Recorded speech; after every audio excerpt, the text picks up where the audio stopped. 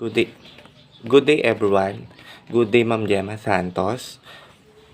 My name is Oliver Dolor Galinato from BPED 2A. Your student in the subject of Special and Inclusive Education. Today, I will create a short video presentation regarding my understanding about the lesson The Learners on the Autism Spectrum Disorders. So, what is autism? So, autism is a developmental disability na mayroong epekto sa pagsusulat, pagsasalita, pakikipag-usap, or pakikihalubilo sa ibang tao. Usually, lumalabas ang sintomas ng autism, pagkakaroon ng autism sa edad ng mga bata. For example, 3 years old na edad or mas bata pa sa 3 years old nagkakaroon na ng autism yung isang bata. Madalas na nagkakaroon ng autism sila kasi yung competitive nila sa ginagawa nila. Madalas din paulit-ulit yung sinasabi nila, paulit-ulit din yung ginagawa nila. Kasi nga meron silang autism. Merong dalawang uri ng autism. Ito yung high functioning autism and then pangalawa naman yung low functioning autism.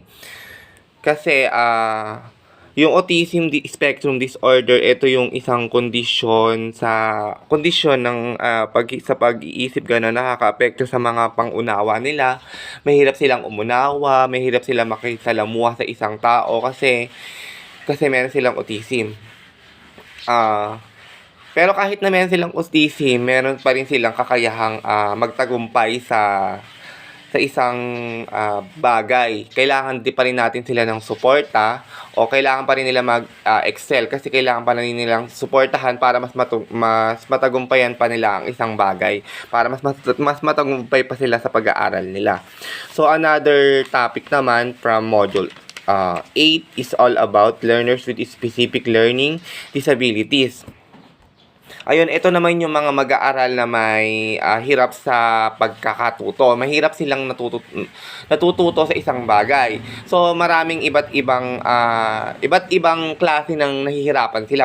Like for example, ito yung hirap sa pagbasa, hirap sa pagsusulat, hirap sa mag-compute na mathematics, at ang huli, ito yung mga mas kailangan nila na mas mahabang oras para mas matuto sila. O mas kailangan pa nila mahabang oras para mas ipaintindi pa natin sa kanila yung mga bagay na dapat nilang malaman. So una, hirap silang bumasa. Syempre nahihirapan silang bumasa dahil hindi nila masyadong nauunawaan yung topic, ganon.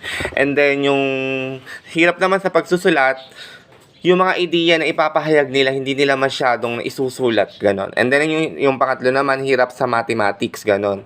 So, marami kasing iba't ibang konsepto sa mathematics kaya nahihirapan silang unawain yung konsepto ng mga numbers o numero sa mathematics, ganon. Yun lamang po ang aking understanding about our lesson from Module 7 and Module 8. Again, my name is Oliver Dolor Galinato from BPED 2A, your student in the subject of Special and Inclusive Education.